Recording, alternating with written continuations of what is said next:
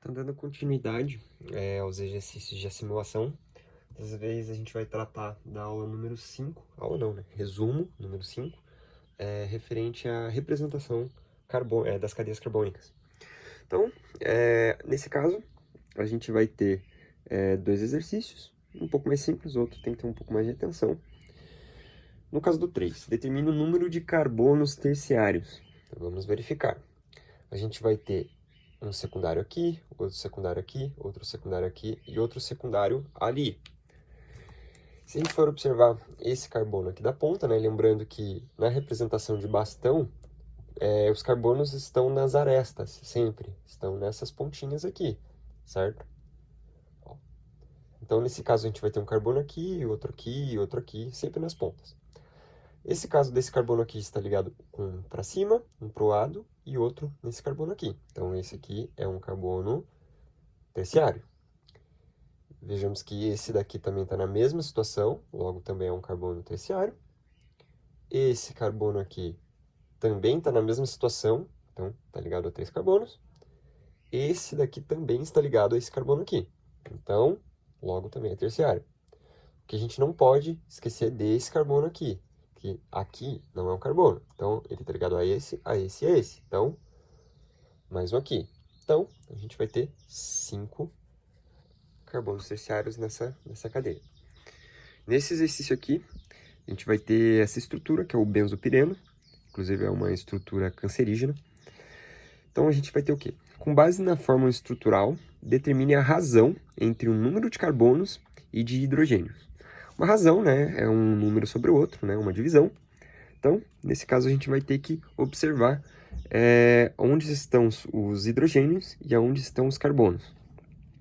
Então, vamos verificar de uma maneira mais atenciosa. Aqui, a gente vai ter um carbono que vai ter uma ligação, uma dupla ligação para lá e uma única ligação para cá. Logo, se a gente lembrar da propriedade que o carbono ele só pode fazer 4 ligações, que é a tetravalência do carbono, a gente vai ter o seguinte, a gente vai ter um carbono aqui, que vai ter 2 ligações para lá e uma para cá. Logo, ele só vai ter sobrando uma ligação, ou seja, ele vai ser um CH. Porque lembre que nos anéis benzênicos ou nas estruturas de bastão, os hidrogênios não são representados. Então, aqui vão ter hidrogênios, só que eles não são representados. Então, a gente vai colocar dessa maneira. A gente vai tentar identificar todos os carbonos aqui e todas as ligações com hidrogênio para fazer essa razão. Então, nesse caso aqui vai ser um CH. Aqui a gente vai ter o mesmo caso, CH. O mesmo caso, CH. Nesse carbono aqui, CH. Esse carbono aqui também é um CH. Aqui também. Aqui é a mesma coisa. Aqui também. Aqui também. Veja o que vai mudar vão ser os encontros entre os anéis benzênicos. Faltou um aqui. O encontro entre os anéis benzênicos. Note que aqui a gente tem um carbono terciário, como a gente viu aqui. A gente tem um carbono terciário.